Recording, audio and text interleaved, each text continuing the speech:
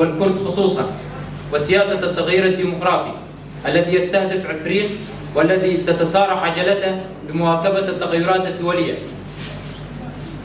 واستغلال كل الأحداث في سبيل تطبيق معالمه، وآخرها ما يحدث خلال التعامل مع كارثة الزلزال والتمييز العنصري في رد الفعل، والمستوطنات التي يتم بنائها على أملاك السكان الأصليين بأموال مغطاة باسم المساعدات ووسم المدينة والمنازل والشوارع بالوسم العثماني.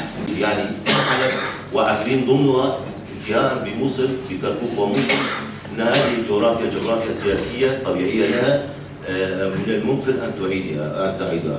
طبعا موضوع الاستراتيجية الجديدة، مسألة العثمانية الجديدة طبعا أعيدت نشرها والتركيز عليها في منهاج العدالة والتنمية بعد استلامها للحكم، وطبعا كان المفكر او المنظر للعداله والتنميه احمد داوود اوغلو الذي اطلق هذا الشعار مجددا او اطلق هذه التسميه مجددا في كتابه العمق الاستراتيجي. لذلك ما نجده في عقلنا وما نجده في حالات احتلالات وقضم لمناطق الشمال والشرق، بالاضافه الى عملياتها المتكرره في دارفور كردستان، يعني هي نشاط واضح لاستراتيجيه الدوله التركيه في احتلال هذه المناطق وضمها بالجغرافيا السياسيه.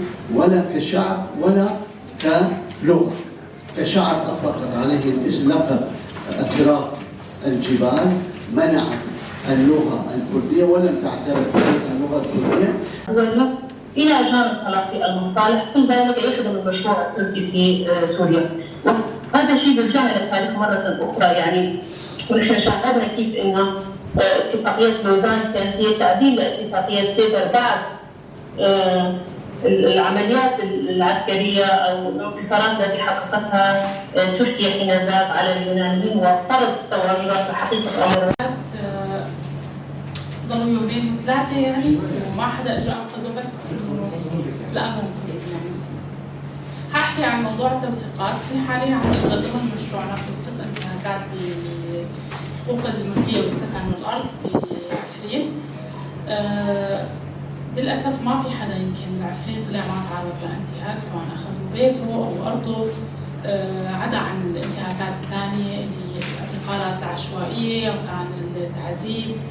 في كثير أشخاص فقدوا حياتهم تحت التعذيب، كان آخرهم المحامي لقمان بأواخر كانون الأول عام 2022.